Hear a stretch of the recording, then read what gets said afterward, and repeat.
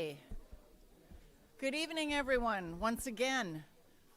It's so wonderful to see so many people greeting old friends and who haven't seen each other for a long time. I'm just thrilled to see all of you. Thank you for coming to tonight's celebration. Once again, I'm Lucy Dalglish. I'm the Dean of Merrill College, and we are here tonight to honor a group of our most accomplished and talented graduates, as well as our founding dean, without whom Merrill College would not be what it is today. A lot has changed over the years, but the college today is truly a standard bearer when it comes to hands-on journalism training. We give students the opportunity to learn by doing, to produce difference-making journalism in the nation's capital under the guidance and mentorship of a faculty deep in experience and prestige. The results can be seen in our remarkable group of alumni, including the 6 we will honor tonight with their induction into the Merrill College Hall of Fame. We received dozens of nominations for this year's Hall of Fame class, and I'd like to thank our faculty, alumni, and students who served on the selection committee. They did not have easy decisions. And thank you to all of you who nominated people. I'd like to, first of all, introduce you to some special people. Seated here in our front row is our Senior Vice President and Provost, Dr. Jennifer King Rice. And we have 4 very distinguished folks also in the front row from our Board of Visitors. John Jenkins, Rick Davis, Chris Freitz, and Bonnie Bernstein. All of them have worked with us for many years, supporting us and helping us with all sorts of things, ranging from scholarships to introducing our students to employers. Thank you all very, very much. I'd like to start introducing this evening's inductees, beginning with an alum, former faculty member, and dean. Dr. Ray Hebert, our 2023 faculty inductee, was the founding dean of Merrill College as part of an accomplished career as a journalist, author, and educator.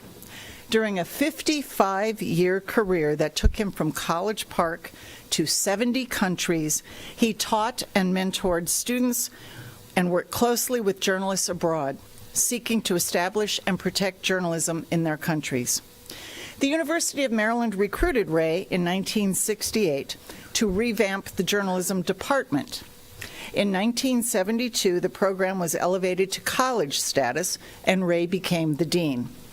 He served until 1980 and remained on the faculty until his retirement in 1998, and then he taught for us part-time for another 10 years. Ray was the author, co-author, or editor of more than 25 books and was founding editor of the journal Public Relations Review. He has also been incredibly generous to Merrill College, establishing the Hebert International Travel Fund and the Hebert History of Journalism funds for both faculty and graduate students. He has been a very gentle, insightful mentor to me since the day I arrived in 2012, and for that, I'm very grateful. Ray and his wife, Sheila Gibbons Hebert, retired to Carmel, California a few years ago, and I've had the privilege of visiting them a few times, including last spring, just before he celebrated his 90th birthday. I know he wishes he could be here this evening, and instead, he sent this video for us to share. I came to Merrill as the journalism department head in 1968. 55 years ago, and we set out to win for our department the respect and influence that would elevate us to the level of a professional college. And that happened 4 years later in 1972. I think the proof of our success is in the achievements of our students. So I'm honored to be among the best of them in the 2023 class of Merrill College of Journalism Hall of Fame. And I'm especially happy to be observing the college's 50th anniversary with all of you. Thank you.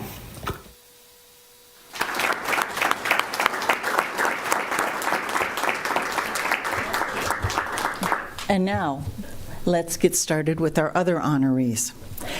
Deborah Barfield Berry, who earned her bachelor's degree from the college in 1985, is an award-winning journalist who has told the stories of historically marginalized communities and shed light on issues of monumental importance throughout her career. She has spent most of her career in Washington, and today she is a national correspondent for USA Today, where she focuses on voting rights, civil rights, and politics. Deborah has also worked for Newsday, Knight Ridder, the Providence Journal, the Times Herald Record, and the Star Democrat. She was part of the Newsday team that won a 1997 Pulitzer Prize for its coverage of the crash of Flight TWA 800. She also is a multiple-time National Association of Black Journalists Salute to Excellence Awards honoree and vice president of the Washington Press Club Foundation. This year, and we're all going to be envious of this, she is at Harvard University serving as a fellow in the prestigious Nieman Fellows Program. Congratulations, Deborah.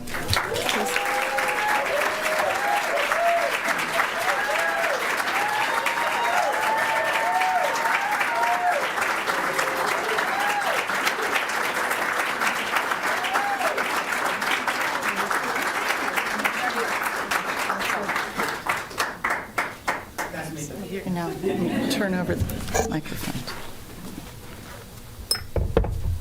Hi, everybody. When I came to the University of Maryland, my plan was simple. I would major in computer science and make lots and lots of money. That lasted about a semester. I switched to journalism, and I've never looked back. There were people like Jonathan Chambers and David Steele who urged me to come work with them at the Black Explosion, which was the Black campus newspaper. That name says it all. That's where I joined a group of dedicated students led by our editor, Crystal Williams.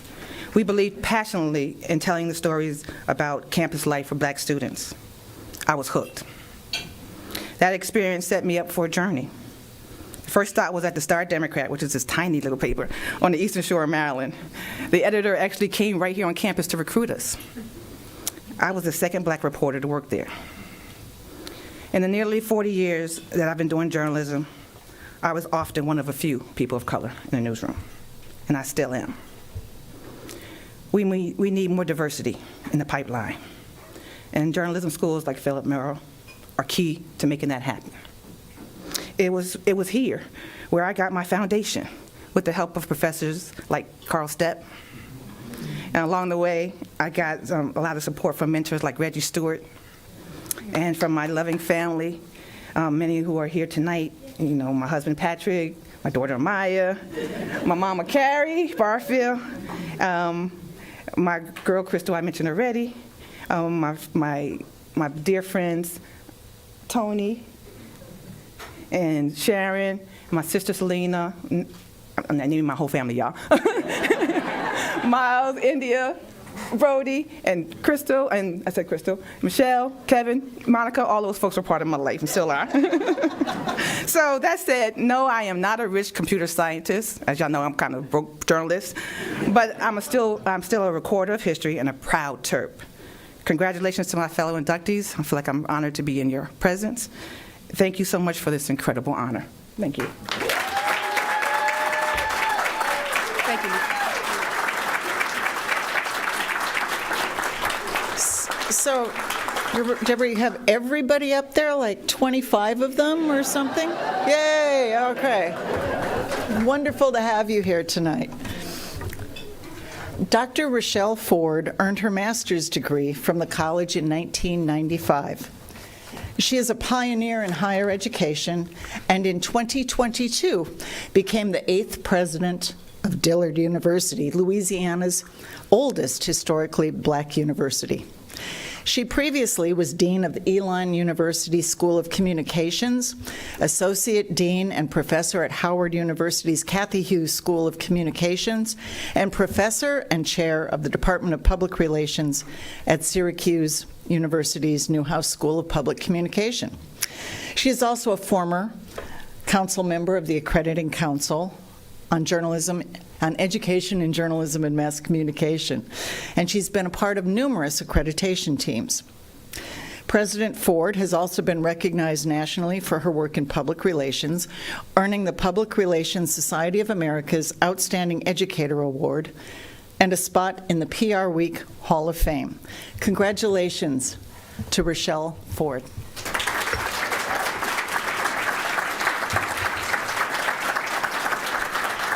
Come over here. So I'm told you have to stand on the axis. Congratulations. Wonderful.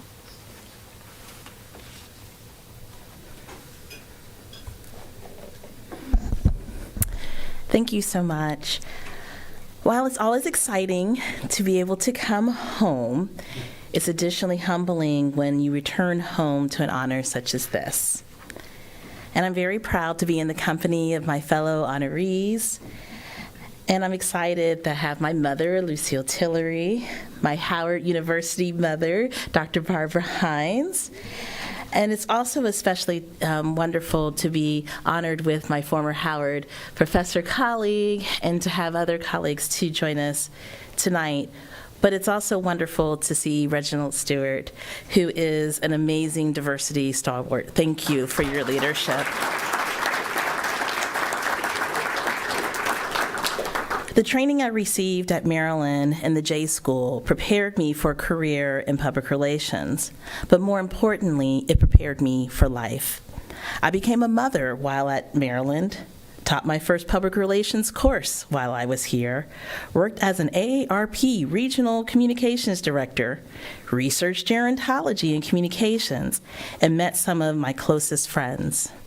Although the public relations program is no longer in the Merrill School, both Jim and Lori Grunig will forever be mentors and role models.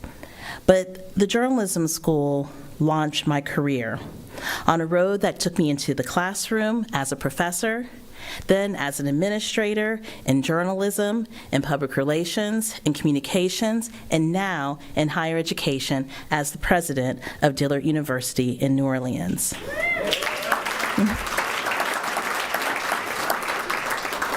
I connected with Dillard based on their mission. Our mission is to cultivate leaders who live ethically, think and communicate precisely, and act courageously to make the world a better place.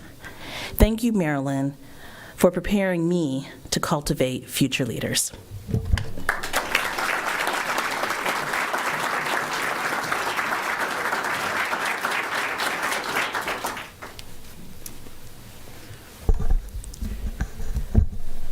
Tim Kirkjian earned his bachelor's degree from the college in 1978.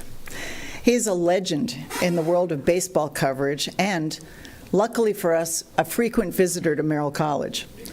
His remarkable reporting career at the Washington Star, the Dallas Morning News, the Baltimore Sun, Sports Illustrated, and ESPN has earned him wide recognition as one of the greats. He has spent the past 25 years as a reporter and analyst at ESPN, where he has won 2 Emmy Awards and accolades from just about everybody. And I have to say, I'm so sad. He's missing his first opening day of baseball in 42 years. But it's not because of us. He had a grandchild that was born, and he was so.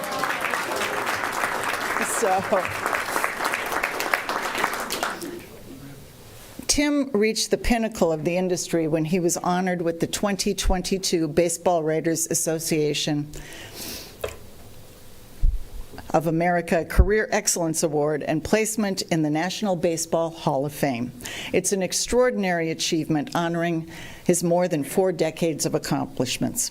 And I must confess that on really hard days at Merrill College, and I'm not even making this up, I shut my office door and I pull up YouTube videos of ESPN's Scott Van Pelt making Tim laugh. I hope sometime tonight you'll be able to catch a Kirkjian giggle. Congratulations, Tim.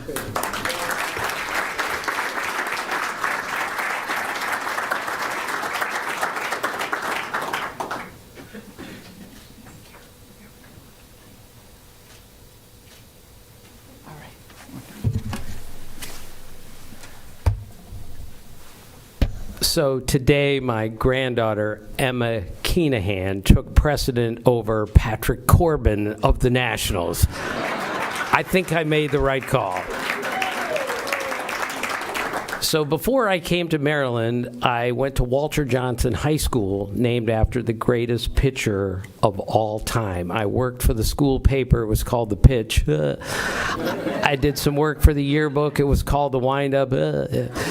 So I was a terrible writer in high school. In fact, after one especially bad story, one of my gym teachers, Mr. Klein, came up to me and said, "Tim, that might be the worst story I've ever read in the school paper. I hope you're not planning on making this your life's work." And miraculously, I did. And it was because of this place right here. This is where I learned to be a writer. This is where I learned to be a reporter. This is where I learned to be a journalist. And I will never forget when Dr. Hebert came into one of our journalism classes and we talked to him and we asked the question, what's the most important thing about journalism? He said, accuracy. We said, what's the second most important thing? He said, accuracy. We said, what's the third? He said, accuracy. That was an important lesson that I've learned, and I prided myself on that for my entire career.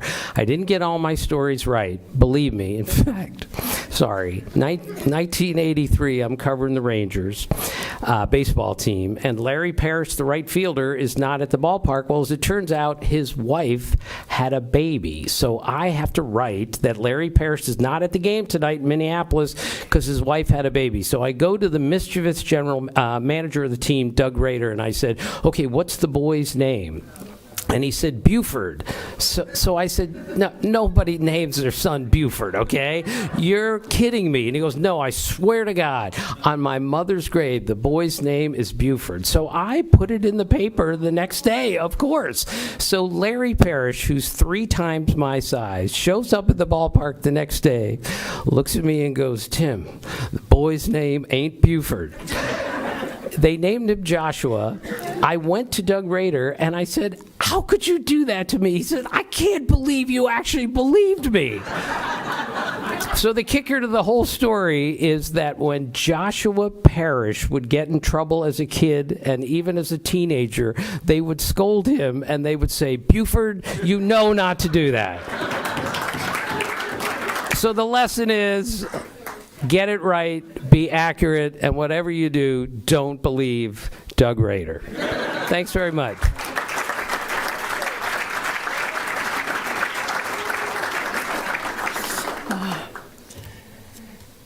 Pam Ward is another trailblazer in sports journalism. She was the first woman to call play-by-play on a Division I college football game as part of a multi-decade award-winning career as an anchor, host, play-by-play commentator, and analyst at ESPN, WBAL, and more. Now a play-by-play commentator on women's college basketball, college softball, and the WNBA, Pam Ward has hosted a variety of TV and radio shows at ESPN. In 2010, she was honored with the Jake Wade Award, which annually recognizes an individual who has made an outstanding contribution in the media to the field of intercollegiate athletics.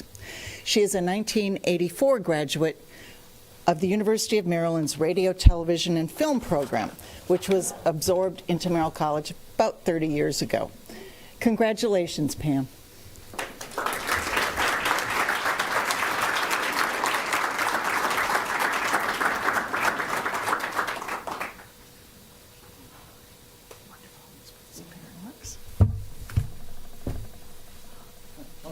All right, we'll take a picture. Thank you. take that. Nice little weapon. Yeah. So of course I have to follow Tim. Thanks. Good. He gets a good seat too. So it's good to be home. Bonnie Bernstein, another former Terp that we had at ESPN, and I grew up. First off, this is surreal. I grew up family of Terps. My mom, who's 93, couldn't make it here today, and kind of always encouraged me, and her mother as well, and even when no women, and literally only like beauty queens were doing sports, and to do like being called a trailblazer and all that, and certainly there have been more women.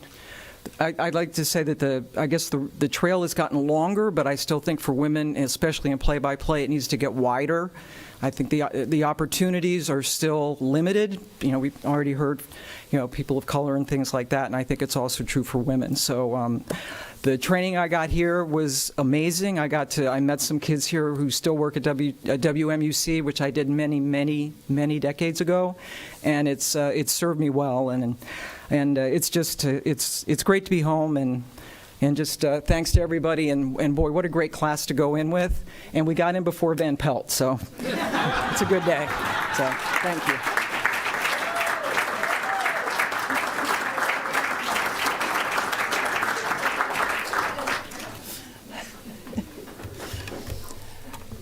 Patricia Wheeler put together an award-winning career as a journalist, communicator, and educator, and left a lasting legacy at the University of Maryland. A member of the college's first graduating class in 1973, she was a founder and first editor-in-chief of the Black Explosion, the first black news outlet at the University of Maryland. Pat went on to make an impact in public service and education, as well as with private corporations.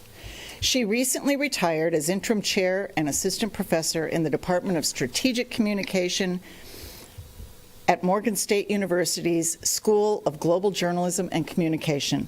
Very long title for that school.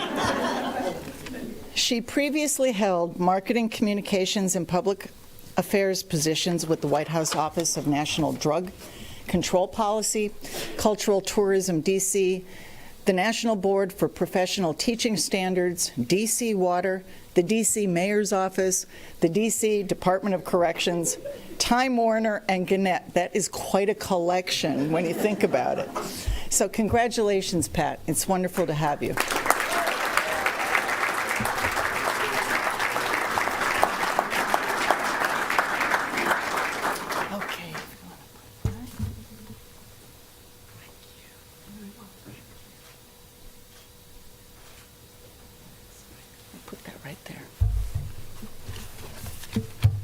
Thank you. This is really quite an honor, and it's also an honor because several of the inductees are close friends of mine, Deborah Berry, Rochelle Tillery, and the dean, my dean when I was here at Maryland, Ray Hebert.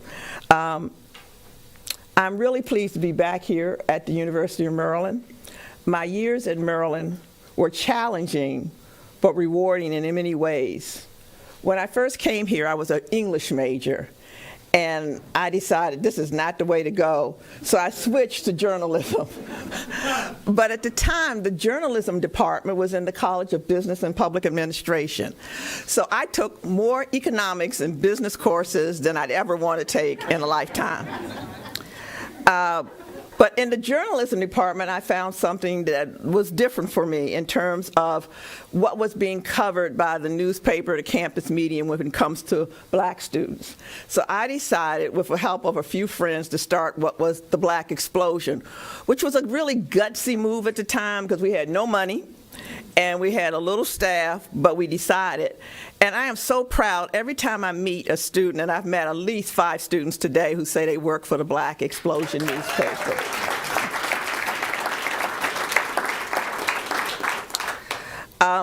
My experience at Merrill was rich because of some of the great professors I've had. I already mentioned Ray Hebert, who not only was my dean, I took several courses from him, and despite me being a hellraiser, he always said, "Okay, Pat, can you make this deadline?" He also got me, my first internship was at the Washington Daily News. That was a newspaper, by the way. in Washington, D.C. So he got me my first internship, so I was really pleased to be inducted with him tonight. I also made many lifetime friends. Two of those people, Sandra Long Weaver and Dwayne Wickham, were inducted last year, but also along the lines is one of my really 50 years long friend is Mike Dolan, who's sitting over there in the corner. Raise your hand. Mike, you should get to know him. He was the editor of Argus magazine, and while it no longer exists, it made quite headlines back in the day. No, he was not the editor of the pornography issue. That came a little while after him.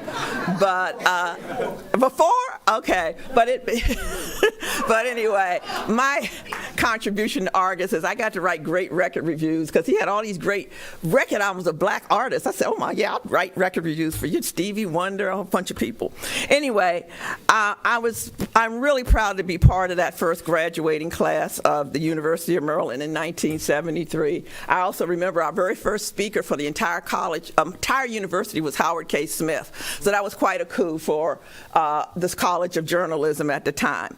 The university built the foundation on which I was able to go to all those many jobs that I had, and thank you very much for this honor. I appreciate it.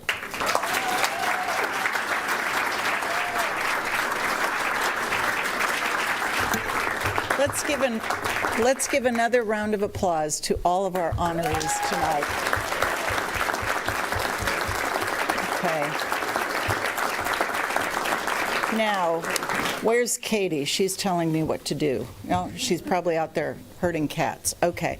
The bar is still open. There's food. And there's dessert out there, too. So please enjoy yourselves, relax. I know some of you haven't seen each other for a very long time, so please consider this to be your living room, okay? And come back anytime. We'll just crazy happy to see all of you. Thanks.